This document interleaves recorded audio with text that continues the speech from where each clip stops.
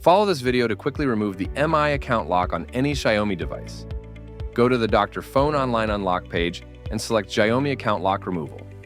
Power off your phone, then hold press volume up and power key for a few seconds. Release all keys when recovery mode appears on the screen. Go to Wipe Data. Use volume keys to navigate and the power button to accept. After Wipe Data, return to the main menu and reboot. After reboot, you can find the unlock code.